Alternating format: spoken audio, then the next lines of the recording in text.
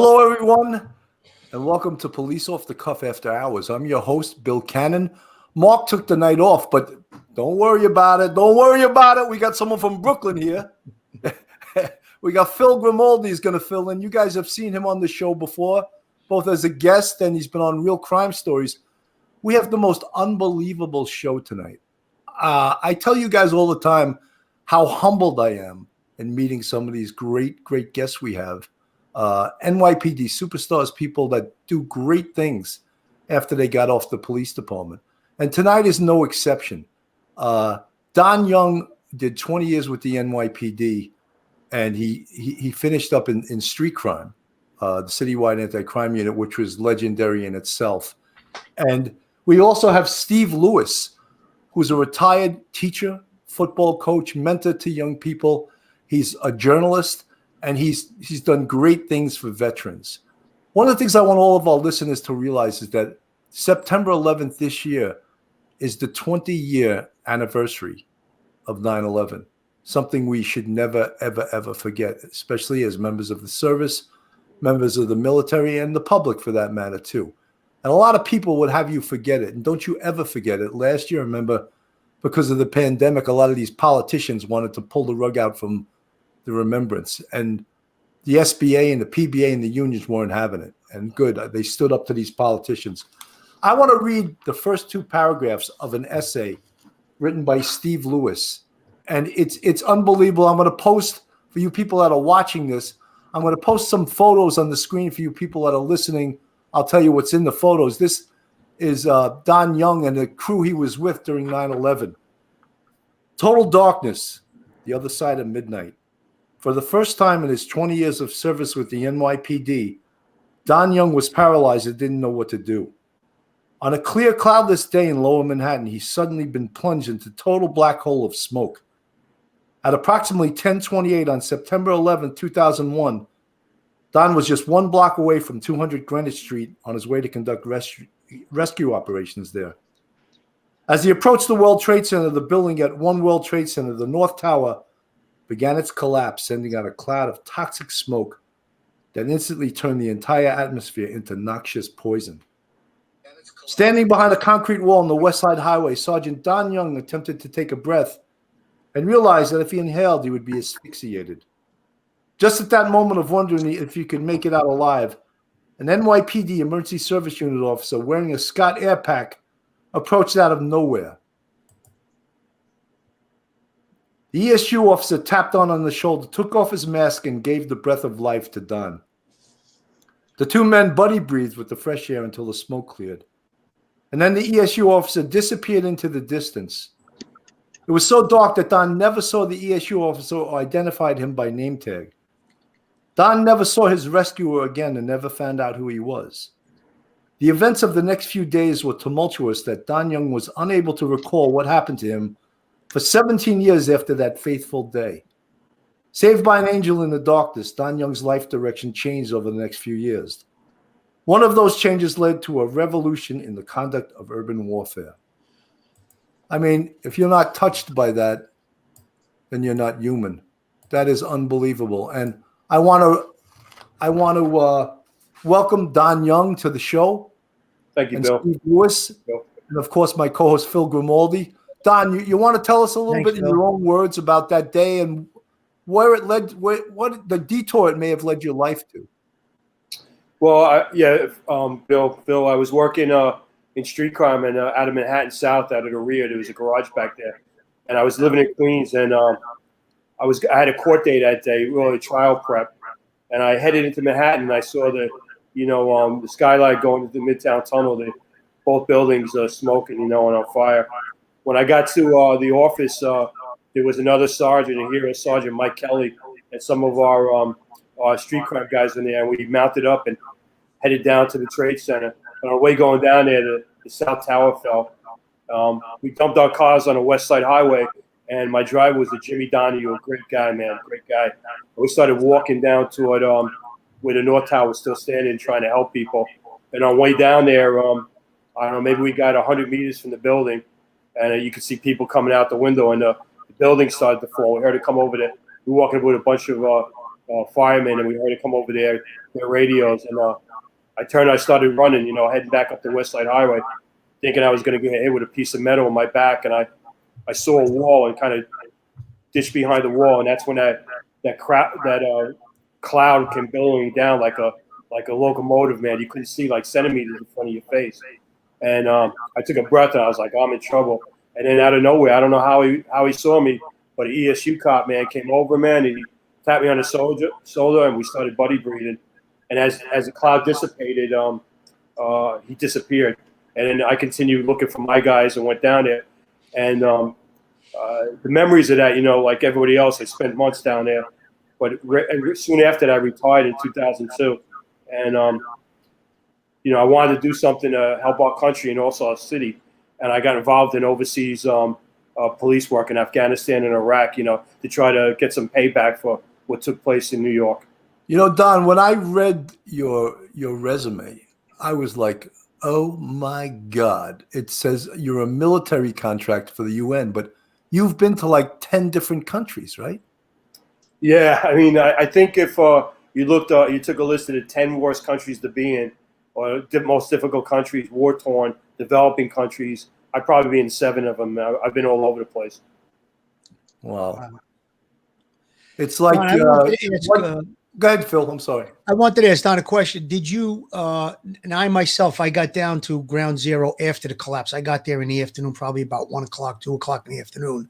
But I was down there for about on and off for 7 weeks, and I developed some illnesses. Did you have any breathing illnesses, asthma, PTS, anything like that? Well, it's funny that you asked that, because soon after retiring, I was telling Bill earlier, I got involved in working for the Department of Defense, the Department of State, as a contractor overseas, and I never paid attention to any signs that I had. When I was over in Afghanistan, I got identified with some skin cancer. I've always had a problem since 9/11 breathing. If I talk for a little bit, I start coughing. I have sleep apnea. I never paid attention to it until recently, and actually, I just got evac'd out of Africa because we had problems over there. And my intention, for a bad thing, getting evac'd out of the country, I'm going to go down and go to Mount Sinai, and I signed up. But yes, I have those problems, and it's getting worse, really. I just never paid attention to it. I assumed it was just, as you get older, you get those postnasal drips and things come, things pop up. But no, when I started researching it, I realized that it's from 9/11, illnesses. I myself, I was fortunate. I started having similar things right after 9/11. Within months, I had lost my voice and stuff. I went to the doctor once. They gave me some stuff. I had to go back. And then I kind of put it on the back burner. But in 2007, I ran into a lieutenant that was down there that had suffered cancer. And he convinced me to start going for the screening. And in 2007, that's when I went and I got diagnosed with all the same thing, the sleep apnea, the chronic sinusitis, the asthma, all the rest of it. I often wondered because 2 guys on my team, Chris Struck and Bobby Williamson, died from the after effects, And how is it possible that, you're on the same pile next to a guy and they catch this thing and it reacts to their body so quickly that, a few years after 9/11, they got a brain cancer or lung cancer and they're dying. And then others, you're breathing the same thing and you're relatively okay. The signs are kind of there.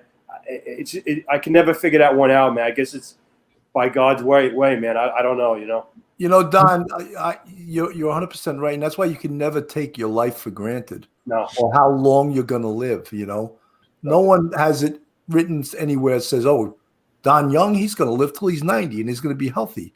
Bill Cannon, he's going to be dead next year." You don't know. Off the bed. You know what, Don? There was something you said there that was really a good point. The lieutenant that came to me in 2007, Billy Serpy, retired lieutenant, he had a very rare blood cancer. It's like 1 in 100,000 people get it or some large number like that. Him and his partner that were both digging in the same area both got the same rare blood cancer. So that's when I think they made all the links to, the exposure to ground zero, and it made the case stronger. And thank God for the, the 9/11 monitoring that the World Trade Center Health Program. I mean, I go every year for my screening. I get medications from them, and thank God for that. Really, I think it saved my life. I really believe that. Well, and it's something that's affected service members as well, because in Afghanistan, Iraq, and then also at the base that was utilized by our special forces, Karsi Khanabad, there was burn pits set up where they just took anything, threw it into a pit, put diesel fuel on it, and lit it on fire. And I just read about this. gotten very rare forms of cancer, and in the unit that Don was with, there are service members who have passed away from cancer. So it's something that that veterans are very much interested in pursuing as well. You know, Steve, I've read a lot of the things, and you're out. I mean, you had an unbelievable career. You were a high school football coach. A lot of your players wound up going into the service, and they came back not the same as they did when they left. And we talk a lot about on this show about PTSD, even from the police level, the PTSD that we have. Yeah. And I acknowledge the fact that I believe, and I have no credentials to say this, but I believe anyone that's done 20 or more years, maybe less than that, on the NYPD, you're going to have a touch of PTSD just based on the horrors that you've witnessed. Oh yeah, absolutely. A number of my former athletes have also become police officers. They're serving to this day, locally here where I'm at, and then also in other parts of the country. And I'm certain that they go through a lot of the same experiences that that my former athletes that went into the military have gone through.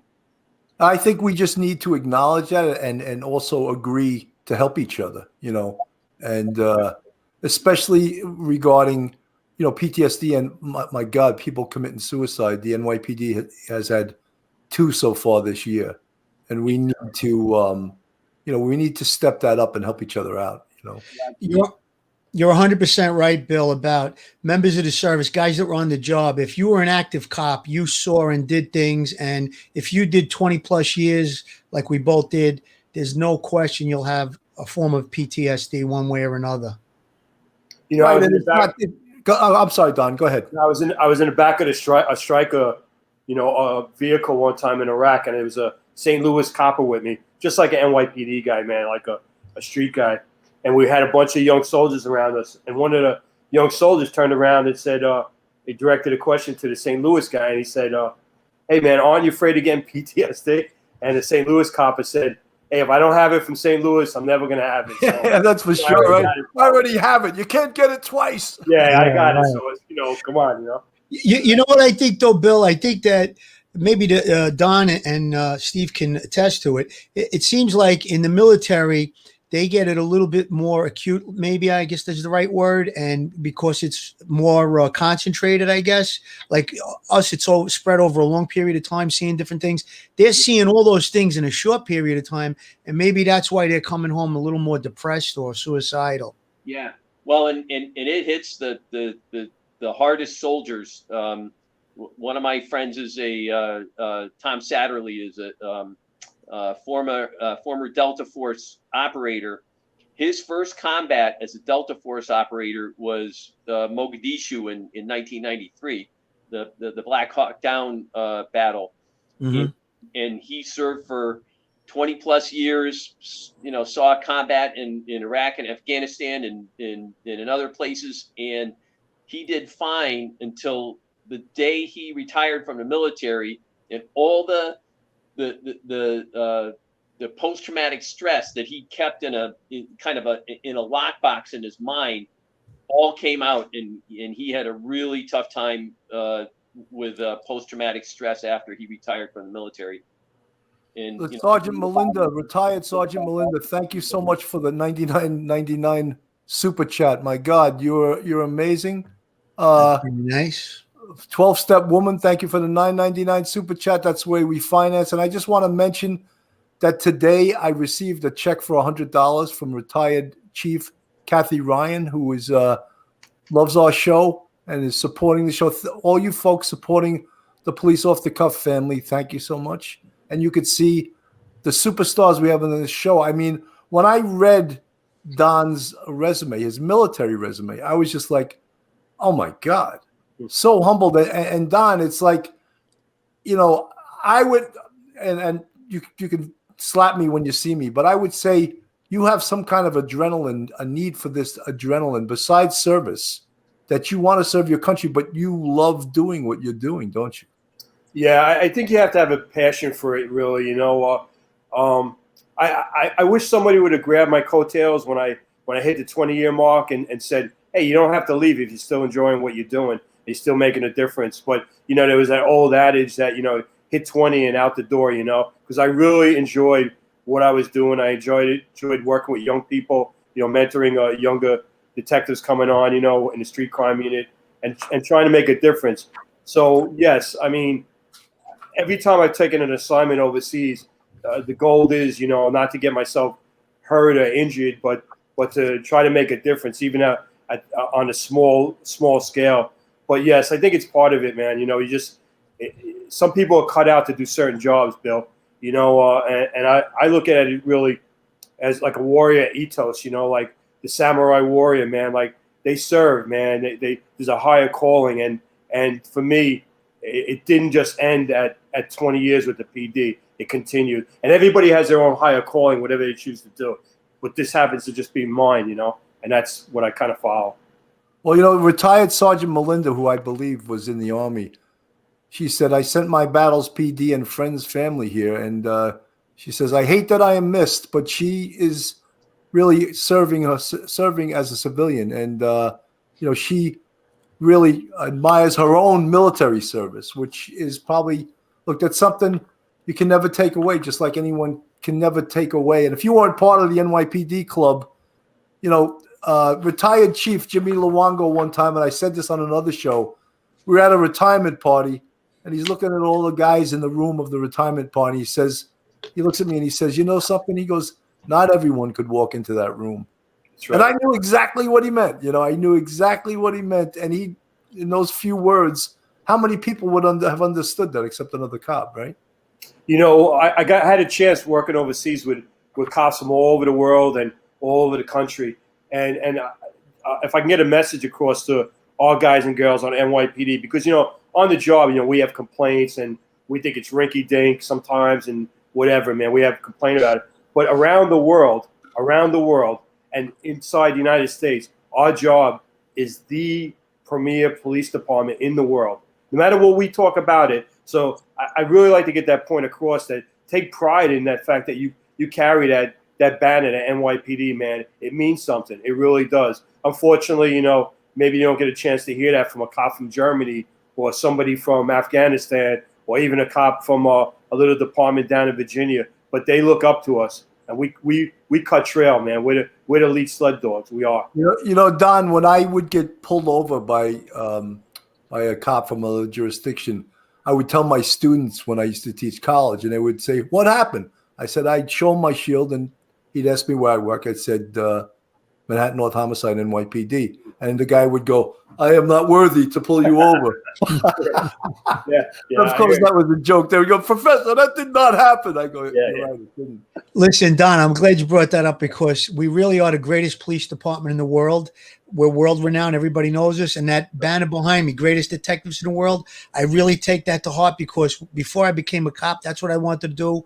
I wanted to become a detective, and I did it. And I just always took it seriously. And I always say that I consider myself an active cop. I would say you, being in the military, and I'm sure your police record, you're a super cop and you're like a superhero. And my hat's off to you, and thank you for your service. And I come from a military family. My father was a World War II Marine. Both my grandfathers, World War I in the Army. And, you know, we're a service family and we love the country, and thank you and hat off to you. You know, Don, we have another superstar in our live chat. Well, we have a bunch of superstars, but Lieutenant Peter Pranzo, he was probably in street crime before you got there. Yeah. But he was like a legend in the 3-2. He has a book out, Harlem Raiders. I saw that. Lieutenant Pranzo and his wife, Richella, they're big fans of Police Off the Cuff. He's here every single show to support us. So, and he owned the night at one time too. You know? Yeah. Hey, Don, I got to ask you, we have a friend in common. and I'm not going to tell you his name, but he worked in PSA 3, and he says you owe him a cab ride. Does that sound familiar? Yes, it does, and I don't think we can go into the story with that. Well, not the story, but the guy told me, he goes, he's got a 50-50 shot of guessing who it is because there's only 2 people in the cab besides you. Oh my God, is it? You want me to say the name? Yeah. Is it Gene Doherty? No. John Sorrentino. That's it. John Sorrentino. Great guy. Yeah. John, you should have got a hint that he doesn't hang out with anyone else but Italians. So you should have went to the Sorrentino name right away. You know. Well, John is a close friend of mine, and he did a lot with. He was a housing cop, and then he went to the fire department. He did a lot with 9/11. He lost 8 guys in his firehouse, and I told Bill about having him on the show, which he'd love to come on. And he says hello, and he said the same thing about you. He said you're a great guy. Yeah, he's a tremendous guy, and we can't go any further with that story, unfortunately. I'll get it from him. Okay, fair enough.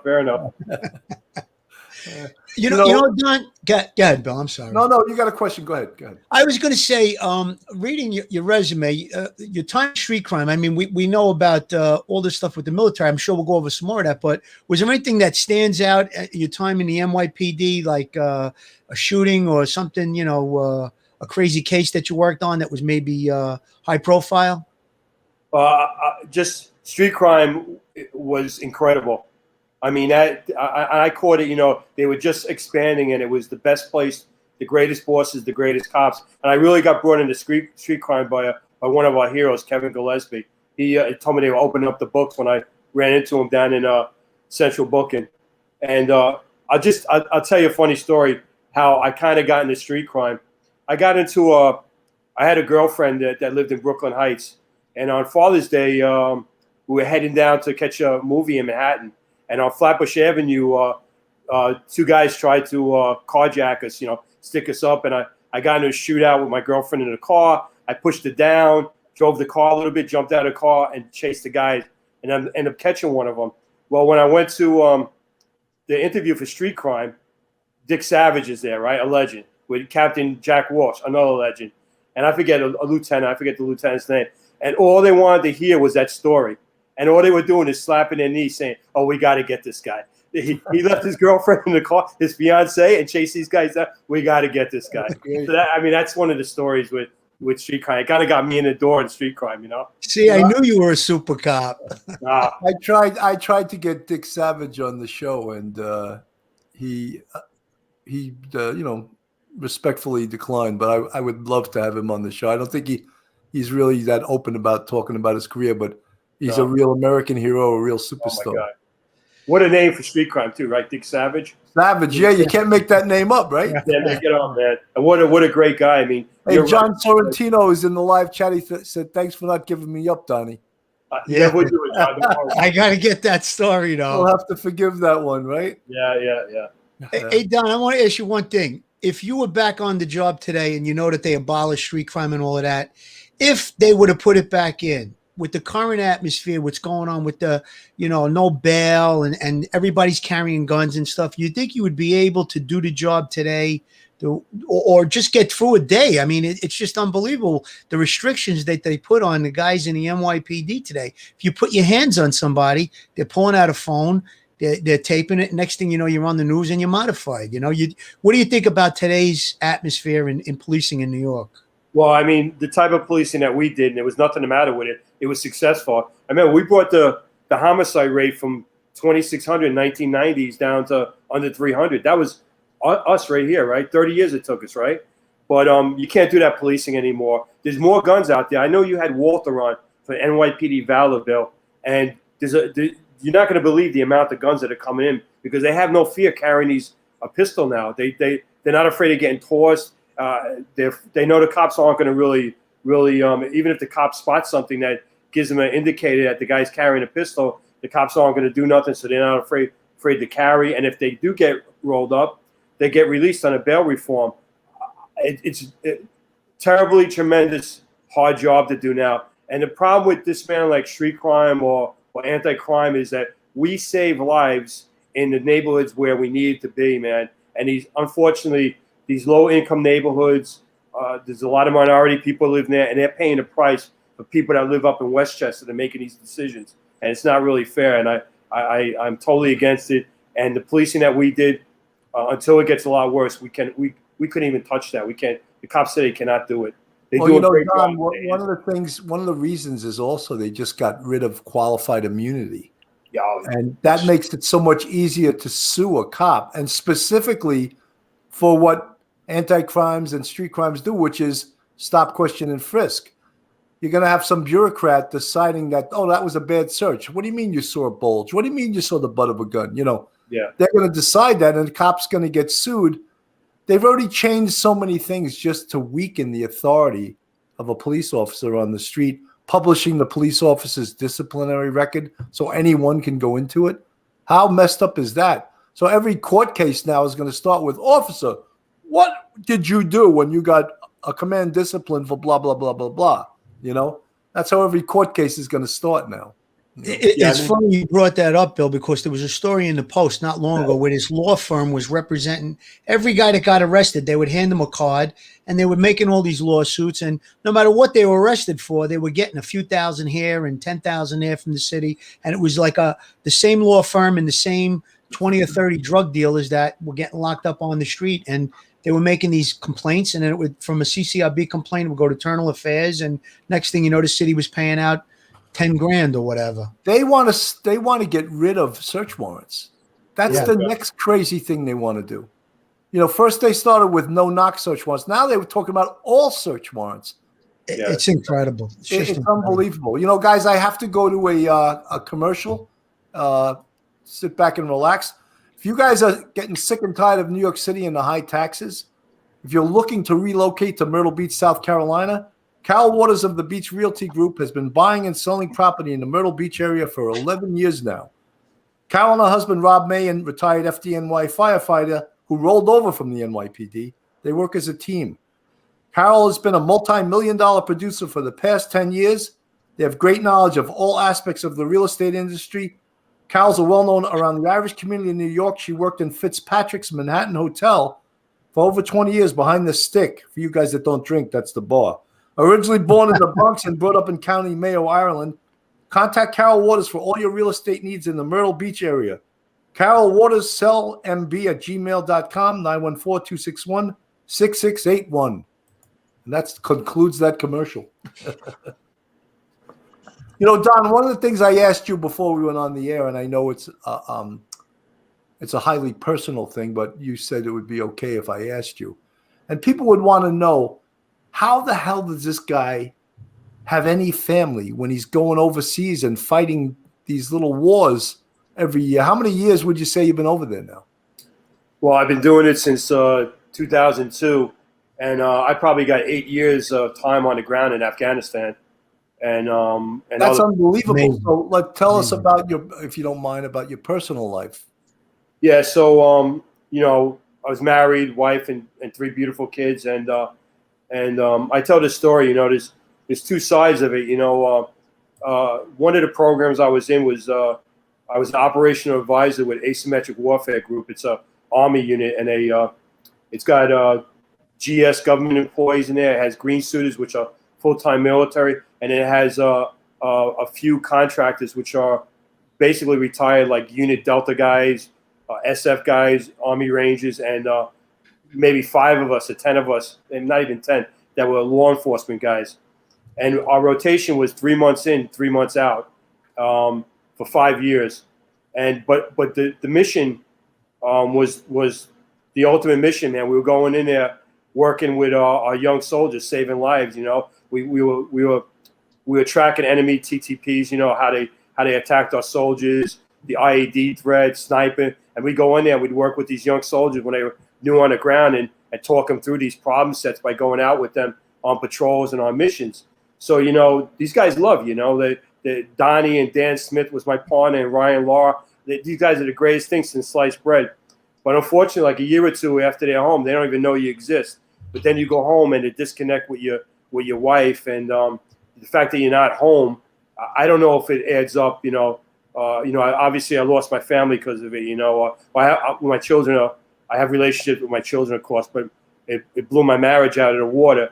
And I always thought I was doing the right thing. You know, there was a a bigger. The mission was bigger than me. Maybe because my kid doesn't have to fight these battles, but it takes a serious toll on your life. There's no doubt about it. But somebody has to do it, man. There's a few of us out there that are doing it.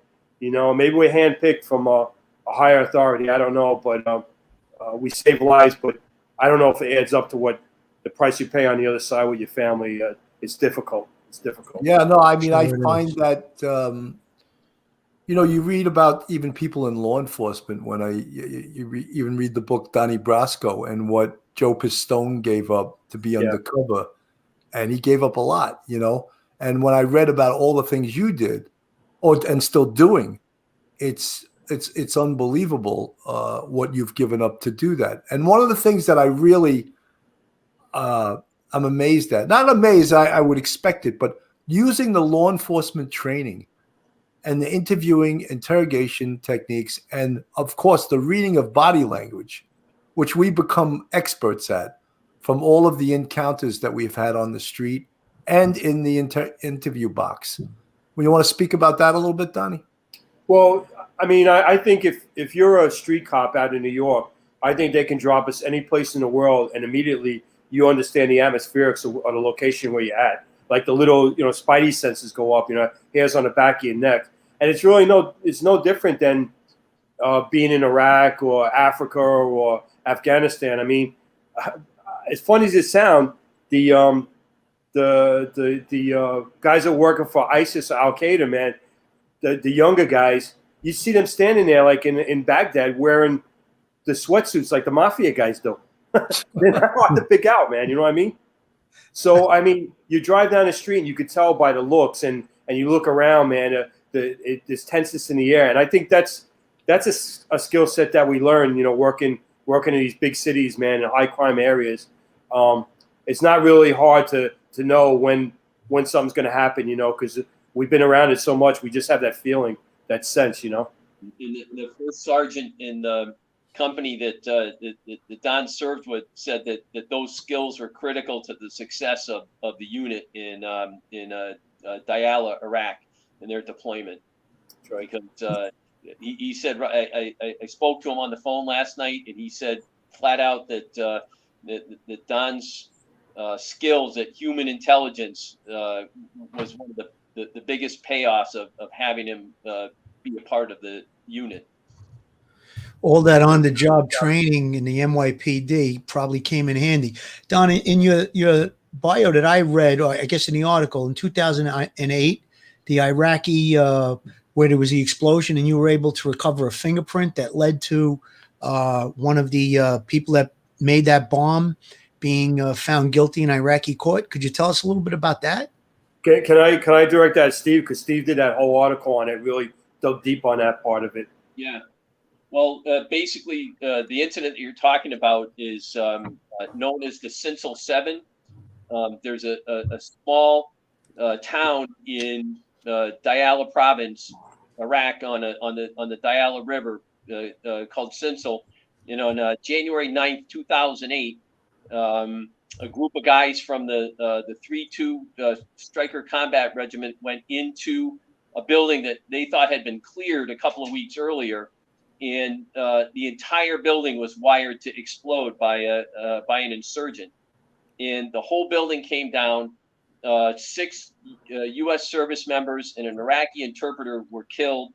4 other service members were seriously wounded, and it was one of the larger single loss of life events in our time in Iraq, in the time that the American military forces were in Iraq.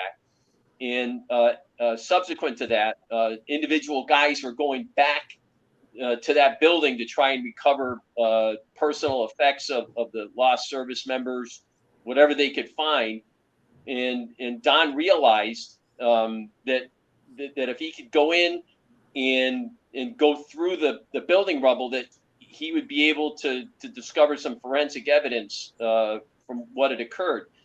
So he went to Colonel Rod Coffey, who was the unit commander, and said, "Hey, if you let me go back and go through this building, I can find forensic evidence of who did it and recover some personal effects of the service members who were lost.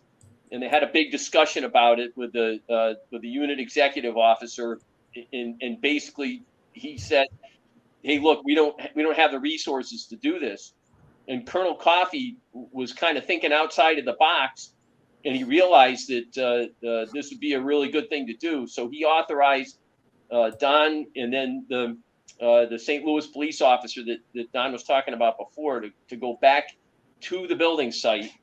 So they secured the area. They set up a secure perimeter around the building. They had 30 service members go through the rubble. They had sawzalls and backhoes to pull all the concrete up, and they found what was used for the trigger to the IED, and it was taped up. And then Don was able to get a fingerprint off of the tape and identify the insurgent who wired the building to explode. That's great. That's amazing. Yeah, huge. And then the other thing that it did was it then led to the members of the unit realizing that, hey, Donnie can help us out here, and so they were all in after that. And then Don was able to teach the unit members. Basically, it was police 101. But when you're in the military, you don't realize that that you can go through a building, a place that you've taken down, and collect evidence that can lead to the discovery of other bad guys. And so then Don was able to add his skill set to the members of the Stryker regiment, and they were able to catch a lot of bad guys because of it. Well, Donnie, what you did and what you continue to do over there is just simply amazing. But I just want to shout out to some of our other brothers from the NYPD that have done that. Christopher Strom from Brooklyn to Baghdad. He has that book. Tommy Kennedy, who was a legend in the 3-2 anti-crime. I don't even know how many years he did in Iraq and Afghanistan, but he's another superstar. And I'm sure there's so many, numerous to name. But what you guys do and using the skills that you learned on the NYPD is nothing short of spectacular. And Donnie, if you want, I would love to shout out to some of your military compadres. I'll even speak Italian if you want. Say hello to them. Well, I'd like to just offer up, and Steve knows this because he's a part of the 3-2 family too.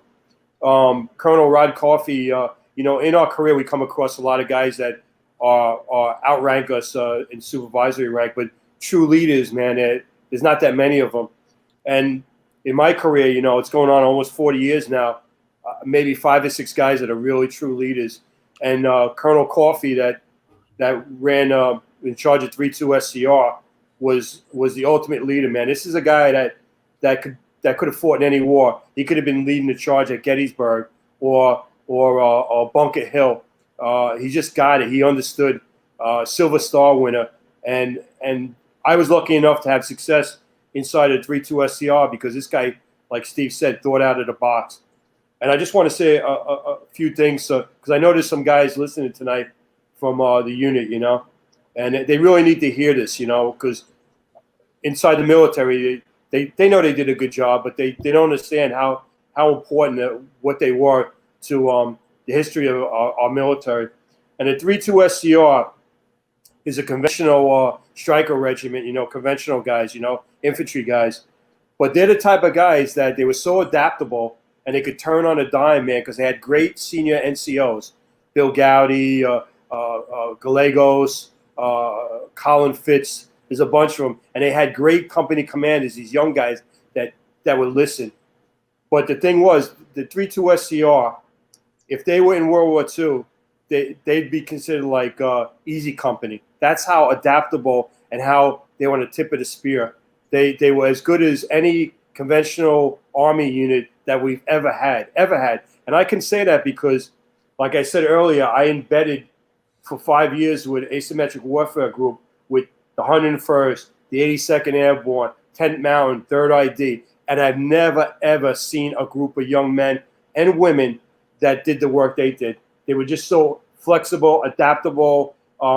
you know, the military guys go in there and they think they're fighting a full spectrum warfare, like army on army. And these guys, all of a sudden, they're fighting a counterinsurgency where the enemy live amongst them. And these guys just adapted and they won the battlefield on every opportunity. They took that battlefield away from the enemy, and they got their guys home safe and sound because of Colonel Coffey, company commanders, the senior NCO, and the hard break back and work that these young soldiers did. So I just wanted to let them know. You know, Donnie, I would like to let them know how much we appreciate them. And if I was in a command position, those would be the first guys I would want to join a police department. Unfortunately, a lot of them become disqualified because of PTSD, and it's like a double-edged sword. Yeah. I had a female officer. Well, actually, she was a Marine Corps. She was in the Marine Corps, and she was one of my students where I taught. And she had PTSD, and she was totally excluded from even like applying for the NYPD, and she would have been a superstar. But they wouldn't consider taking her, you know. Excellent police officers, and they're still on the job today. Yeah, I think that they have to overlook that a bit and just dig a little further and see that they're, you know, they could do fine, you know. You know, when I went up to Colonel Coffey, unfortunately, passed away at a young age, and it's because the guy was never the same after he lost his soldiers over in Iraq. He's never the same, and it killed him basically, you know. And when I went to the memorial service, the burial at Arlington, I had guys coming up to me that were now on the police department from the Stryker Regiment, and it's because of the long conversations we had in the back of a Stryker while we were going on mission or doing an operation.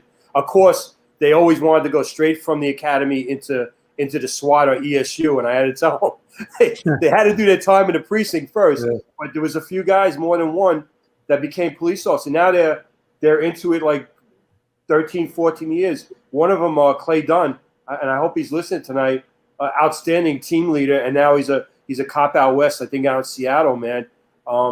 Because of the talks we used to have, man, and the interest that was generated, and realizing that he could leave the military and still serve and still have value in life, you know. So it's good to see that. You know, 100%. And you know something, for my money, they would be some of the best cops. But the politics behind policing these days, they're talking, you know, how the police department is a paramilitary organization. These politicians, they just don't understand policing. And they're trying to get away from policing being a paramilitary organization. Well, what would you like us to be? A social working organization? Yeah, you know, social workers. That's what they want. Yeah, and it's ridiculous because they're in like denial that there are bad people out there, you know? And to meet bad people, you need people willing to take the chances in order to put these bad people away. That's the other thing. They don't want to put anyone in prison or jail anymore, you know? Yeah. But it's a really touchy subject with us guys who have retired from the NYPD, you guys in the military. Politicians destroy everything. Yeah. You know? That's for sure. Don, I had a quick question for you. Did the military do any, like, I guess you saw it as a crime scene, that building that blew up. Did they do that before you started doing it with that fingerprint, or did they do it after that? No, to be honest with you, the guys go in the military because they want to be soldiers, not to be cops, right?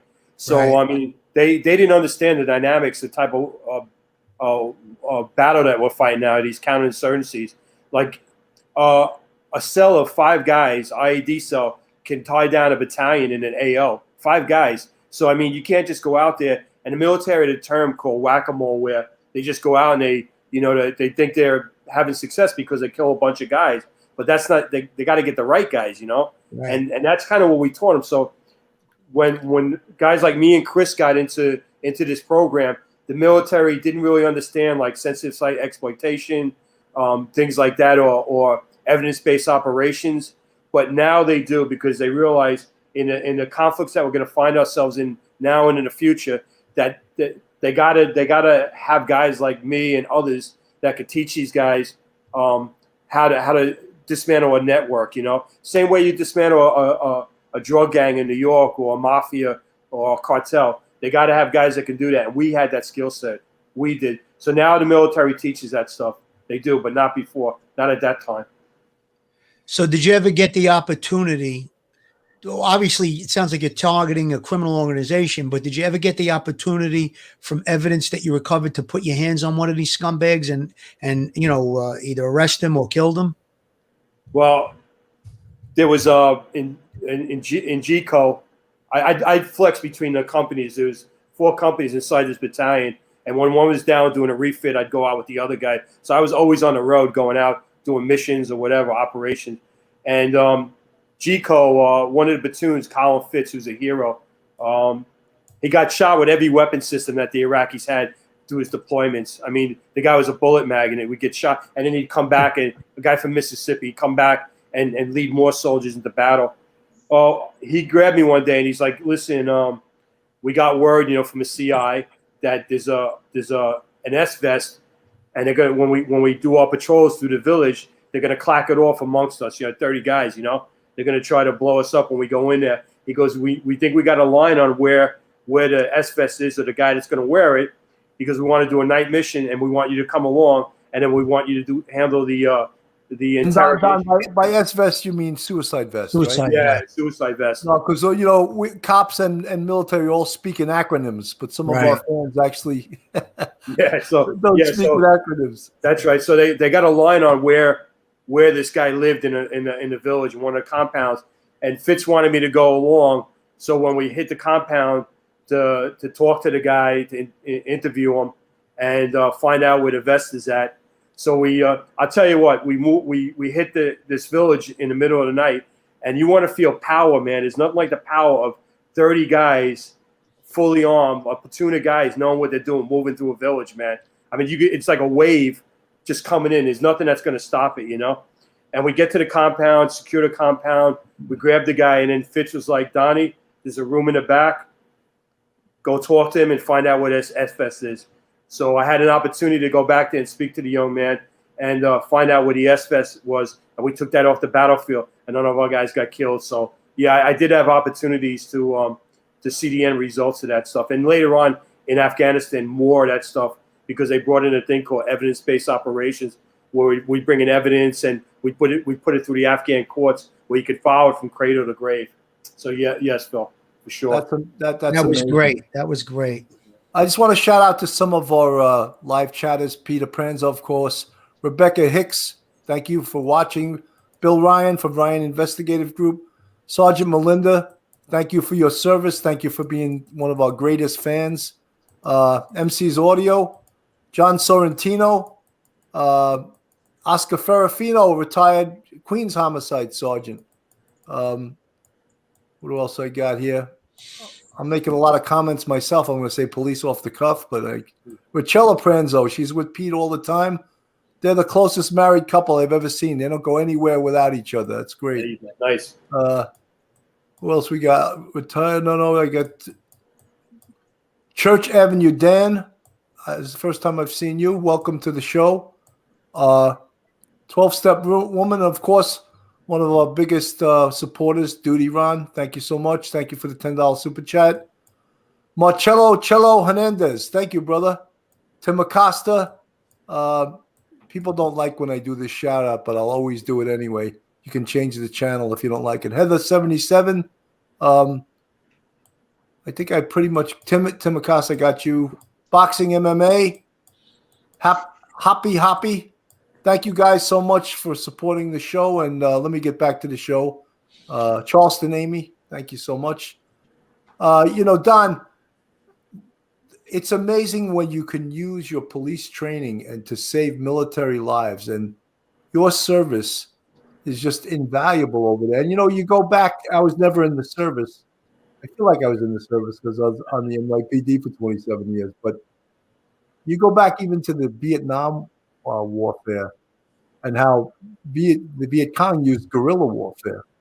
And I think in the very beginning, our soldiers were shocked at that. They were expecting like a World War II type. That's right. Encounter. And look how it's evolved. What you're talking about now with these IEDs, improvised explosive devices. And that's how they're fighting, much like, the Viet Cong in a guerrilla type warfare. You want to touch upon that a little bit? Well, the stuff, and it's not only me, the program had a lot of stud police officers in there, men and women. And the stuff that we did over in Iraq and Afghanistan is now military doctrine, the law enforcement aspect. So they're being taught this, evidence-based operations, sensitive site exploitation. When years later, when I was in Afghanistan, the FBI used to send FBI agents over. No other comments with that, but they send the good FBI agents over that would work with. I'm a lover of the feds. No way. But if a guy was a local cop and became an FBI agent, usually he was a good guy. But they would send a couple of FBI agents over and work with the SF groups for that specific reason, to go out when they did operations, hit high value targets, to collect, like Steve had mentioned in the article, pocket litter, cell phones, SIM cards, computers, all this stuff. And actually, a part of my career, I worked on Chapman base, which is you guys maybe heard about it in the movies, and it was a very famous base. It was an OGA base, special people on that base. And we would go out with the SF teams, and we joined them with the FBI agents. And it was kind of funny, but yeah, the military has bought into it. They can't, if we fight Korea and it's like armor on armor, it's one thing. But now we're identifying, it's really amazing when you think about it. We're identifying one person on a battlefield that's killing our soldiers or killing our colleagues, our allies. And that's pretty amazing, man. Think of World War II. They would never do that. Now we identify the one person and we target that person. So it's pretty amazing, the law enforcement. Donnie, it's almost comparable to the busy precincts, where a gang can cause great havoc, do most of the shootings, most of the murders. And, politicians don't understand that. They just don't. They want to take away the ability for the police to specifically attack the cancer, get rid of it. Yeah. They want to take away the tools for cops to do that. Yeah. 100%. Policing, as the three of us know it, and as Steve grew up, is changed, man. And we opened that door, and we'll probably never get back to the way it was. But in these neighborhoods that we work, Bill and Phil, that the percentage of bad people that were creating turmoil in these neighborhoods was tiny, but you had to surgically try to remove them. And now they were not given the opportunity to do that. So what do you do, man? Just wait till the crime takes place and go take a report, I guess. The good people are going to pay the price for these decisions that our politicians are making right now.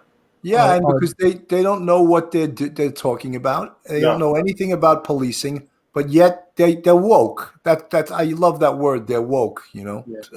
Yeah, the people are paying the price already. But going back to something that Don just said, back in '89 is when I got into the Bureau. So from '89 to about '93, the Bureau basically, if you made 2 collars a month, that was cool. It wasn't really arrest oriented. They would want you to refer everything to court. Then Giuliani, Bratton, and Jack Maple started the broken windows policy. And then instead of referring a case to court, we would go out and make a collar. And it really put a big damper on major crimes. And the policy, the broken windows policy, is sort of like what Don was explaining in war. They were taking the forensic evidence and they were going, trying to find the guys, and it was probably shutting down a whole network. Well, that's what we were doing in the 90s with the police department, going after these small things and maybe putting a guy in jail for something that he would have been referred to court. And, it just really had a tremendous effect on lowering crime in New York City. And now it's going in the opposite direction. Everybody knows that. I still stay in touch with a lot of active cops, and, the guys that are carrying guns are just outright doing it. And if you go to stop them, their friends whip out their phones. I think I said that earlier. So we're in for another bit of a ride, I think, with an uptick in crime. And I think it's throughout the whole United States. Obviously New York and a lot of the big cities, but I think the whole United States is going to feel it. What's going on with policing in the current atmosphere. Well, Don and Steve, on Wednesday nights I do a show called To the Point with Ed Mullins, who's the president of the SBA. And the last 4 shows, we've interviewed the PBA president of Seattle, of Chicago. Where was the others? There was 2 other towns. I'm losing it right now. But anyway, this week we're also going to be interviewing, and they all have the same problems. Some Seattle, some worse than others, but it all comes back to left-wing progressive nonsense. That whole even phrase "defund the police." Anyone that would say that is a moron. It's insane. It's completely insane. It's insane. They just do not understand policing whatsoever. Steve, you want to comment on that?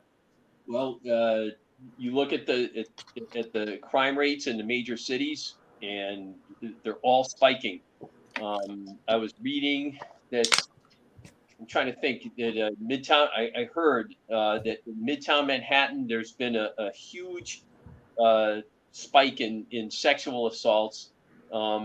Huge spikes in murder rates in cities like Louisville. In fact, in Louisville, they're having a large number of officers that are just up and leaving the department, not even retiring, just resigning. It's a problem. It's definitely a problem. It's a huge problem. In fact, the retirements on the NYPD are up like 75% this year. What is that telling you? If that's not speaking for, and you know something, it's a shame in New York State that Cuomo gets a bye. He's the one that started all of this with the police reform coming down from the state. Either do this, that, and this, or you don't get this money. So the whole bail reform thing came down from the state. Great idea, great idea from this governor, I just don't understand what the end game is for them. I mean, I guess they live on that hill where they don't have to, and they have security. They don't have to worry about getting carjacked or their home burglarized or maybe sexually assaulted one of their family members. But I just don't understand what the end game is, because in front of them, our country is evaporating, man. It's being destroyed, and they don't even seem to care really. So I don't get it.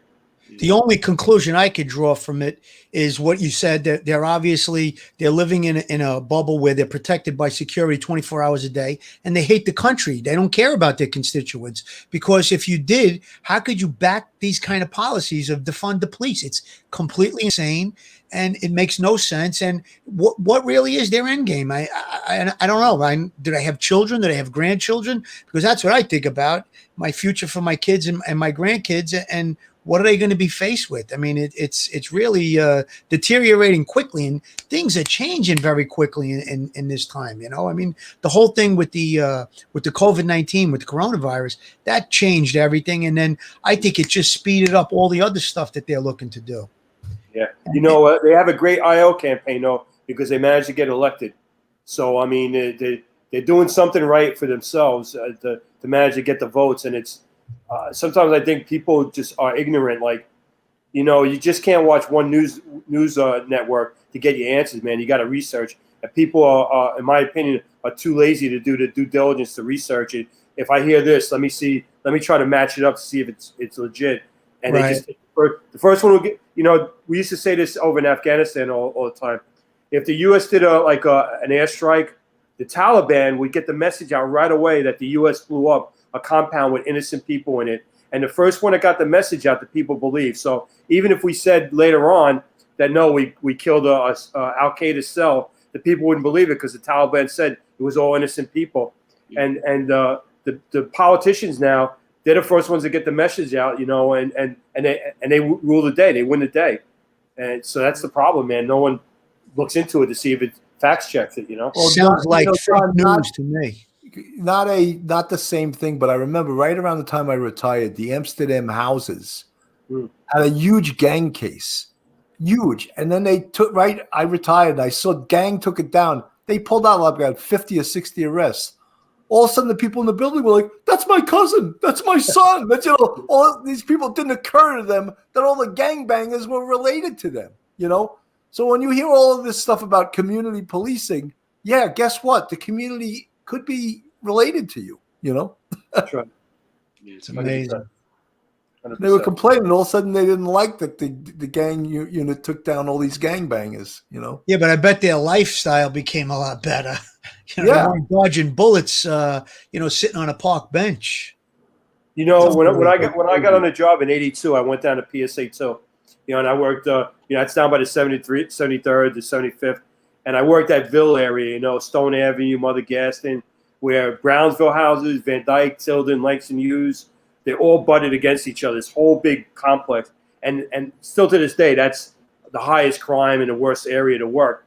But when I was doing my 4 to 12s and my midnights, because I was a young guy coming in there, I thought like almost everybody's bad. There's no good people around here, basically, until I worked the day tour and I was standing by the train station by Livonia Avenue, and then you see all these hard-working people going to school. You never see them any other time because they go to work, they come home, and they head right to that apartment. They're like locked up, man. It's crazy. And when you see that, you realize that these small group of people controlled the lifestyle and how people live their lives in these projects. Well, I'm talking about projects now, but it could be a neighborhood, right? It was terrible, and it really took me to do like day tours to see like that the community had the majority were hard-working, struggling people like we are, not these bums that are standing on the porches slinging crack, or doing robberies. But until you see that, man, you don't realize it, and that small group can control projects. Well, Don, the first thing they would do was break the lock to the front door, right? Oh, so yeah. They could peddle their drugs right in the building, and they could just run in, and they didn't even live in the building. And they'd run into that was the thing when you got into a chase with them. They'd run into the building, and people left their apartment doors open. They just run into a random apartment and slam the door and lock it and just basically hold the person hostage until we're done searching. So if you could catch them before they hit that apartment, you got them. But once they hit the apartment, that door, you wouldn't know where they went. It was, it was different times, and probably now you can't even chase them because that's probably. And you're not allowed to do verticals anymore in housing projects. Oh my God, yeah, that's how we kept track. Who thought of that? Unbelievable. I want to ask you one thing that was on my mind. We just heard that the U.S. is pulling out of Afghanistan. What are your thoughts about that? So I got mixed feelings on it because I spent a lot of time over there and I lost buddies over there. So it's time to pull out. It really is. We sacrificed so much blood and treasure. And we didn't get a chance to talk about this, but I was on a special program over Counter-Corruption Advisory Group. And that's a story in itself, man, how much money was being corrupted by the Afghan governments that was working hand in hand with the Taliban. That's a whole nother, you wouldn't believe the amount of money. But to go back, we invested so much blood and treasure in that place that it's time. But Afghanistan is in such a sensitive location, we need to keep a presence there. We need to keep the ability to do surgical strikes. Because if you look on a map, who it's around, Pakistan, it borders up with Russia, it borders up with Iran, it holds a border with China. So you got to be able to keep a capability to have a task force over there to, make sure they don't start building these terrorist training camps again. But as far as like nation building over there, it ain't working. We tried, and it really doesn't work. Inside the major cities of Kabul and Kandahar, the government has an effect. But you get outside there, you get 10 kilometers outside, and it's tribal law. It really doesn't work. So it's time, but we got to keep a surgical ability to attack our enemies before they attack us on a homeland. Out in the country in Afghanistan, life literally hasn't changed socially since the year 700 or 800, except for the addition of AK-47s. I mean, that's about the size of it right there. Wow. I guess that kind of sums it up. Why you're not able to, form a stable government and nation build. I guess that sums it up right there. Well, we go into these places and we tell them what we think they need. It never works that way. I mean, you should be soliciting advice from them. What can we do to help you? Not going in and telling them this is what you need. You need equal rights for women when it's never really going to happen. I mean, I know it should be that way, but it's never going to happen. But we try to tell them, and they'll tell us whatever we want to know as long as we're feeding them the dollars, But as soon as the dollars dry up, man, they just go back to doing how they live their life. Like Steve said, for 1,000 years since Alexander the Great, that's how they live it. Well, that's the whole thing. I think our country always thought that we should do nation building, and it's like trying to tell someone how to live in the American way, Anthropologist, his name is Lincoln Kaiser, and he wrote a book about Pashtun society, which includes a part of Afghanistan. and the title of the book was "Friend by Day, Enemy by Night."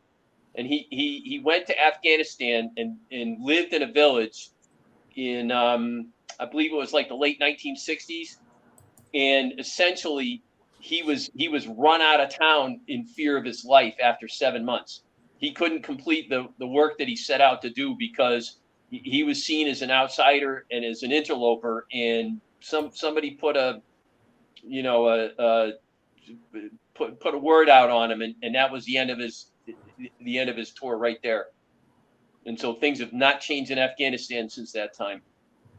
But it seems like, we spend billions and billions of dollars, especially, I mean, in the Middle East. Of course, our biggest ally is Israel, but they sometimes seem like they're on their own over there, and that could be really dangerous if that ever happens. Yep. I think that's all according to who's in office too. The current administration.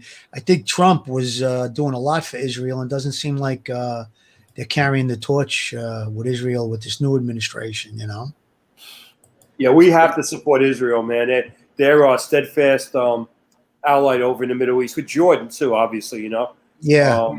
But we have to make sure that we stand shoulder to shoulder with them, because they keep those gates from opening sometimes. You know what I mean?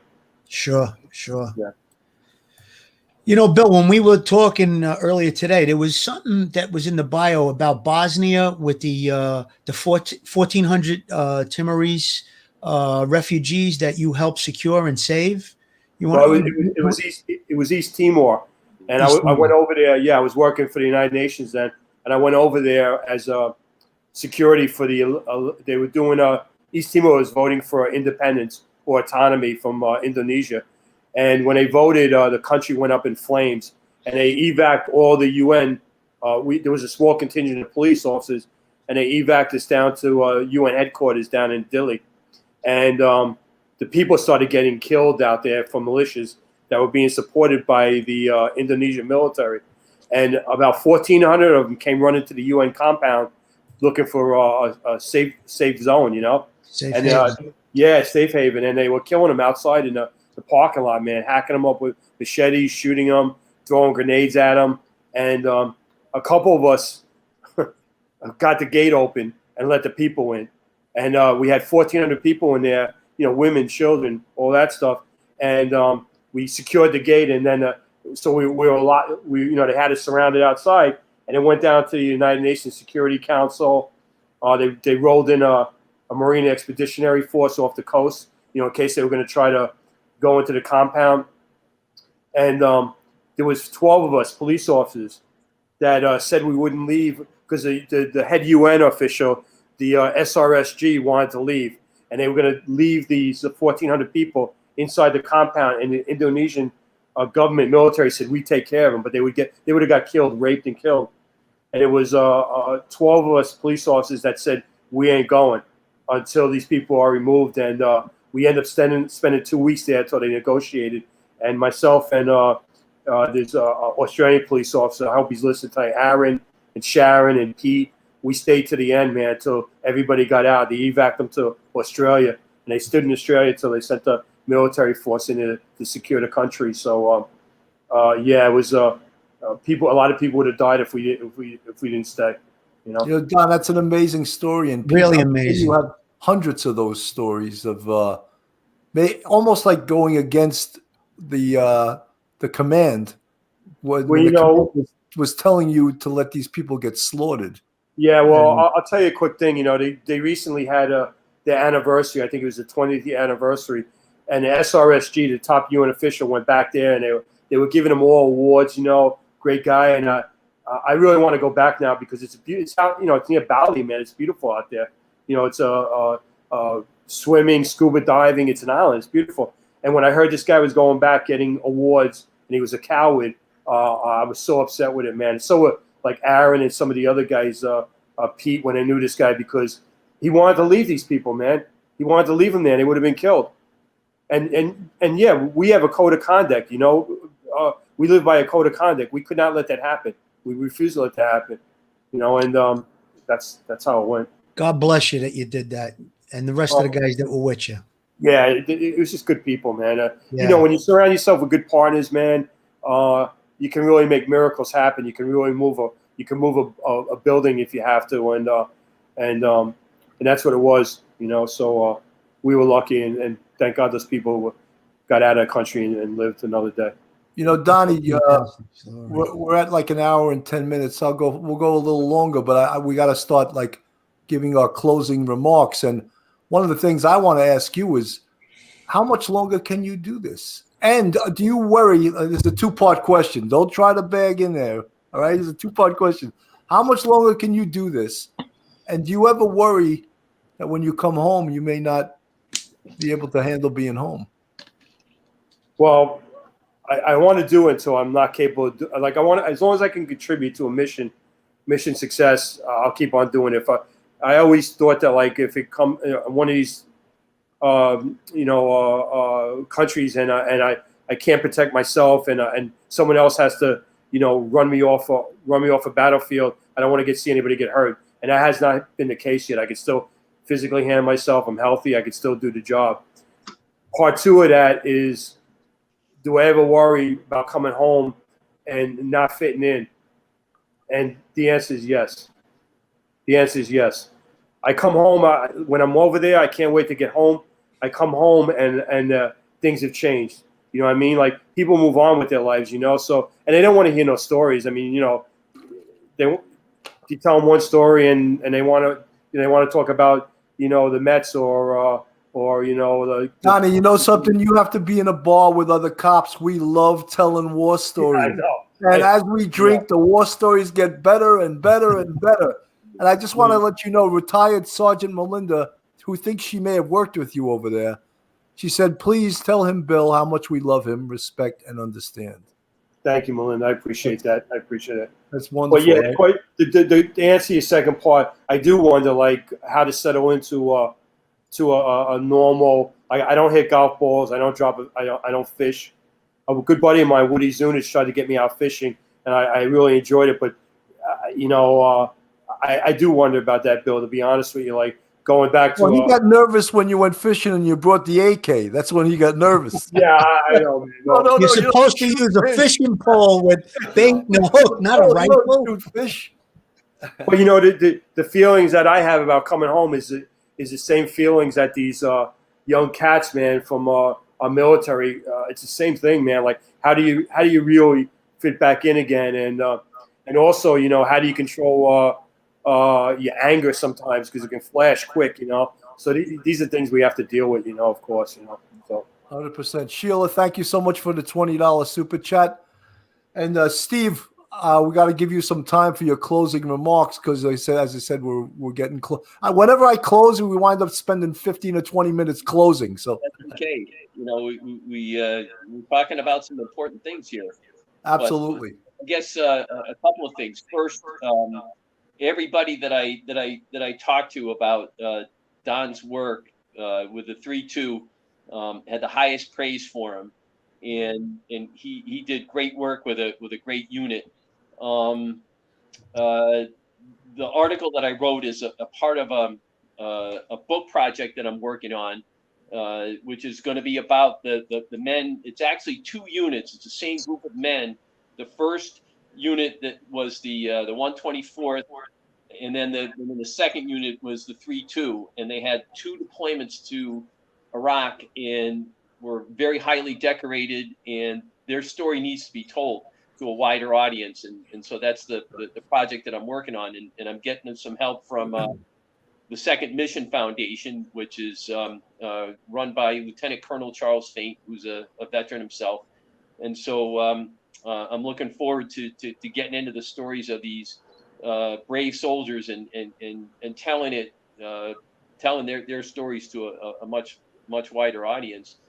And then the other thing is that I realized when I was doing a lot of the background research for Don's work, I realized how effective the law enforcement professional program was, and how important it's become to our fighting these small insurgent wars in faraway places where conventional forces aren't gonna work.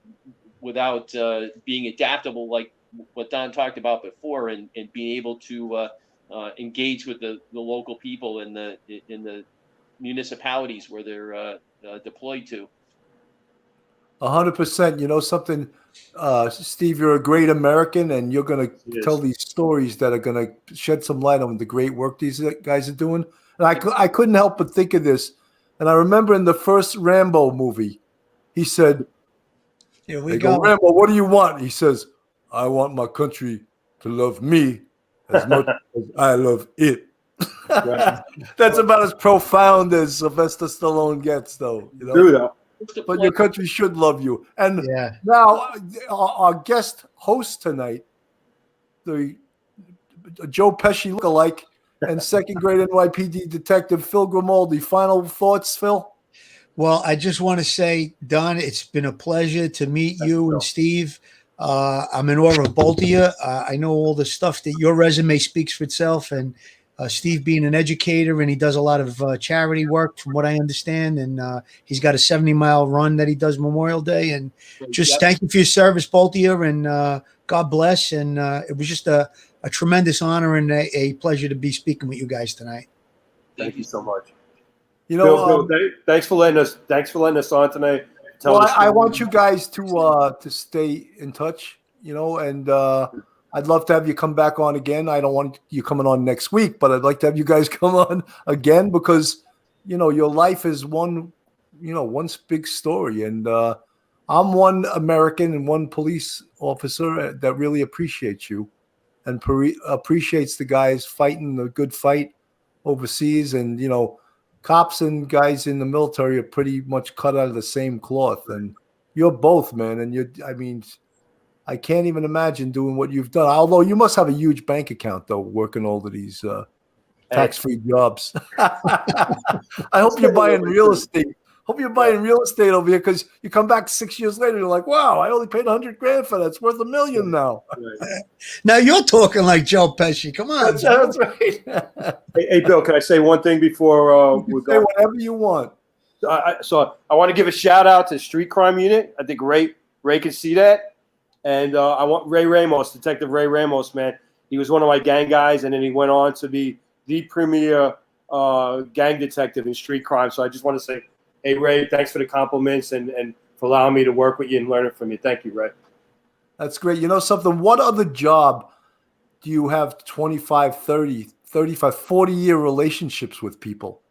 No. There's no other job than the police service or the military possibly, but you know, you look, I mean, I've known people for 30 years, 35, 40. I mean, that doesn't happen in any other profession.